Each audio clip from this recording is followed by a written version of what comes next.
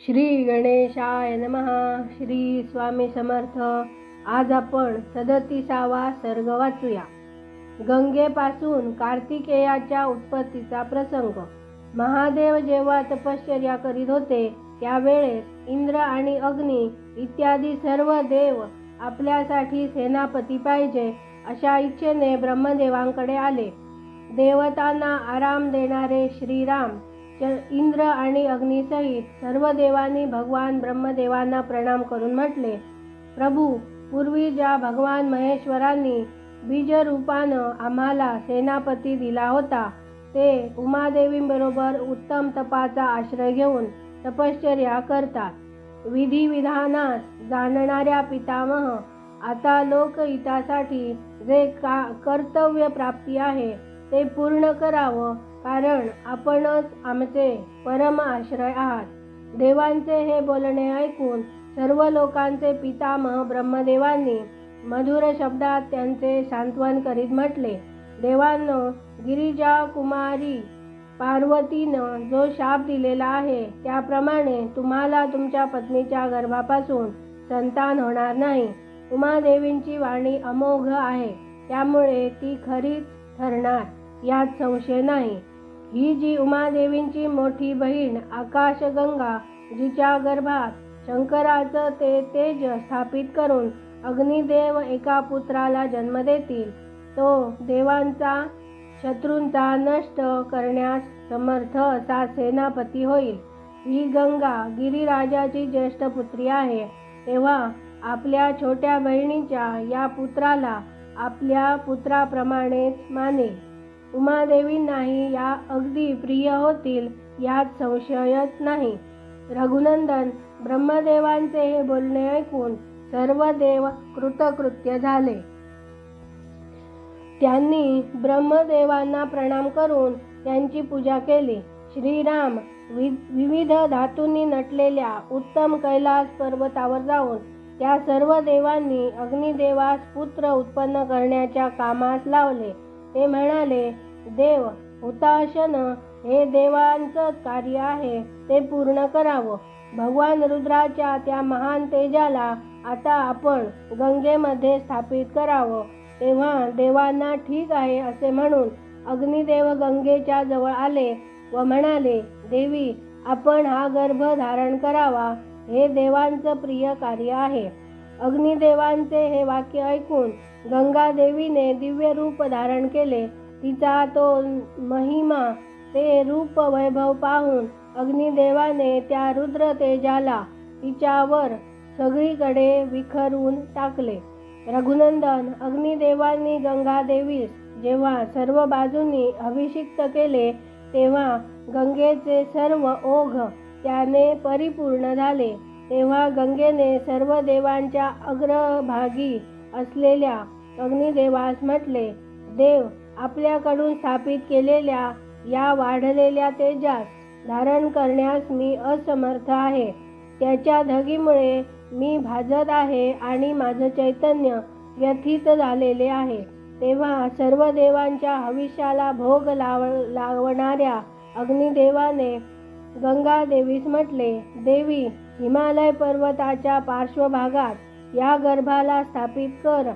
निष्पाप रघुनंदन अग्नीचे हे बोलणे ऐकून महातेजस्वी गंगेने त्या अत्यंत तेजस्वी गर्भाला आपल्या प्रवाहामधून काढून यथोचित स्थानी ठेवून दिले. गंगेच्या गर्भातून जे तेज निघाले ते तापलेल्या जांबूनद नावाच्या सुवर्णाप्रमाणे कांतिमान दिसू लागले. गंगा सुवर्णमय मेरू पर्वतापासून प्रकट झालेली आहे, त्यामुळे तिचे बालकही त्याच रूपाचे झाले. पृथ्वीवर जेथे तो तेजस्वी गर्भ स्थापित झाला तेथे भूमी आणि प्रत्येक वस्तू सोनेरी झाली. त्याच्या आसपासचा भाग अनुपम तेजाने प्रकाशित झाला. त्या तेजाच्या तीक्ष्णतेने दूरपर्यंत भूभागातील वस्तू तांबे व लोह रूपात परिणित झाल्या. त्या तेजस्वी गर्भाचा जो मल होता त्याचेच कथिल व शिशे झाले.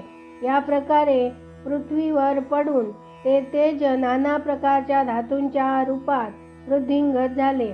पृथ्वीवर तो गर्भ ठेवला जाताच त्याच्या तेजाने व्याप्त होऊन श्वेत पर्वत त्याच्या भोवतालचे सर्व वन सुवर्णमय होऊन झगमगू लागले.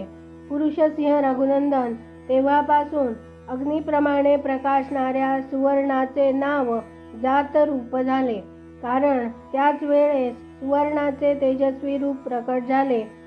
त्या गर्भाच्या संपर्काने तेथील तृण, वृक्ष, लता इत्यादी सर्व काही सोन्याचे झाले. त्यानंतर इंद्र व मरुद्गणांसहित सर्व देवांनी तेथे उत्पन्न झालेल्या कुमाराला दूध पाजण्यासाठी 6 कृत्तिकांना नियुक्त केले. तेव्हा त्या कृत्तिकांनी हा आम्हा सर्वांचा पुत्र असेल अशी उत्तम अट ठेवून आणि त्या गोष्टीचे निश्चितच ध्यान ठेवून त्या नवजात बालकाला आपले दूध दिले. त्यावेळेस सर्व देव म्हणाले, हे बालक कार्तिकेय म्हणून ओळखले जाईल आणि तुमचा पुत्र त्रिभुवनात विख्यात होईल, यात शंकाच नाही. देवांचे हे अनुकूल बोल ऐकून शिव आणि पार्वतींकडून स्खलित आणि गंगेकडून गर्भस्राव होऊन प्रकट झालेल्या अग्निप्रमाणे उत्तम तेजाने प्रकाशित होणाऱ्या त्या बालकास कृत्तिकांनी न्हायला घातले. काकुत्स्थ कुलभूषण श्रीराम अग्नितुल्य तेजस्वी महाबाहू कार्तिकेय गर्भस्राव कालात स्कंदित झालेले होते, म्हणून देवांनी त्याला स्कंद म्हणून हाक मारली. त्यानंतर कृत्तिकांच्या स्तनात उत्तम दूध प्रकट झाले. त्यावेळेस स्कंदाने आपली 6 तोंडे प्रकट करून त्या 6 बरोबरच स्तनपान केले. एकच दिवस दूध पिऊन त्या सुकुमार शरीराच्या शक्तिशाली कुमाराने आपल्या पराक्रमाने दैत्यांच्या साऱ्या सेनेवर विजय प्राप्त केला. त्यानंतर अग्नी इत्यादी सर्व देवांनी मिळून त्या महातेजस्वी कंदाचा देवसेनापतिपदावर अभिषेक केला. श्रीराम, हे मी तुला गंगेचे चरित्र सविस्ताराने सांगितले आहे. त्याबरोबरच कुमार कार्तिकेयाचा जन्मप्रसंगही आहे. तो ऐकणाऱ्याला धन्य आणि पुण्यात्मा बनविणारा आहे. ककुत्स्थ, या पृथ्वीवर जो मनुष्य कार्तिकेयावर भक्ती ठेवतो तो या लोकी दीर्घायुष्य आणि पुत्रपौत्रांनी संपन्न होऊन मृत्यूनंतर स्कंदलोकात जातो. इथे 37वा सर्ग पूर्ण झाला. आता आपण 38वा सर्ग वाचूया. राजा सगराच्या पुत्रांची उत्पत्ती आणि यज्ञाची तयारी. विश्वामित्रांनी गोड शब्दांनी युक्त अशी ती कथा श्रीरामांना सांगून मग त्यांना दुसरा प्रसंग या प्रकारे सांगितला. वीरा, पूर्वीची गोष्ट आहे. अयोध्येत सगर नावाने प्रसिद्ध एक धर्मात्मा राजा राज्य करीत होता. त्याला कोणी पुत्र नव्हता, त्यामुळे तो पुत्र प्राप्तीसाठी आतुर होता. श्रीराम विदर्भ राजकुमारी कोशिनी राजा सगराची ज्येष्ठ पत्नी होती. ती मोठी धर्मपरायण आणि सत्यवादिनी होती. सगराच्या दुसऱ्या पत्नीचे नाव सुमती होते. ती अरिष्टनेमी कश्यपांची मुलगी आणि गरुडाची बहीण होती. महाराज सगर आपल्या दोन्ही पत्नी समवेत हिमालय पर्वतावर जाऊन भृगुप्रस्त्रवण नावाच्या शिखरावर तपश्चर्या करू लागले. 100 वर्षे पूर्ण झाल्यावर त्याच्या तपश्चर्येने प्रसन्न झालेल्या सत्यवादियामध्ये श्रेष्ठ महर्षी भृगूंनी राजा सगरास वर दिला. निष्पाप नरेशा, तुला बऱ्याच पुत्रांची प्राप्त होईल. पुरुष प्रवर, तू या जगात अनुपम कीर्ती प्राप्त करशील. तुझी एक पत्नी तर एकाच पुत्रास जन्म देईल. तो आपल्या वंश परंपरेचा विस्तार करणारा होईल आणि दुसरी पत्नी 60,000 पुत्रांची जननी होईल. महात्मा भृगू जेव्हा असे सांगत होते तेव्हा त्यावेळेस त्या दोघी राण्यांनी त्यांना प्रसन्न करून आणि आपण स्वतःही अत्यंत आनंदित होऊन दोन्ही हात जोडून विचारले, ब्रह्मन, कोणाला एक पुत्र होणार व कोणाला 60,000 पुत्रांची जननी होणार? आम्ही दोघी हे ऐकू इच्छितो. आपली वाणी खरी ठरो. त्या दोघींचे हे बोलणे ऐकून परमधर्मात्मा भृगूंनी उत्तम शब्दात सांगितले, देवींनो, तुम्ही आपली इच्छा इथे प्रकट करा. तुम्हाला वंश चालविणारा एकच पुत्र मिळावा अथवा महान बलवान यशस्वी व अत्यंत उत्साही पुष्कळसे पुत्र मिळावे. या दोन्ही वरापैकी कुठली राणी कुठला वर ग्रहण करू इच्छिते? रघुनंदन श्रीराम मुनींचे हे बोलणे ऐकून कौशिकीने राजा सगराजवळ वंश चालविणाऱ्या एकाच पुत्राचा वर ग्रहण केला. तेव्हा गरुडाची बहीण सुमतीला महान उत्साही आणि यशस्वी असे 60,000 पुत्रांना जन्म देणाऱ्या वराची प्राप्ती झाली.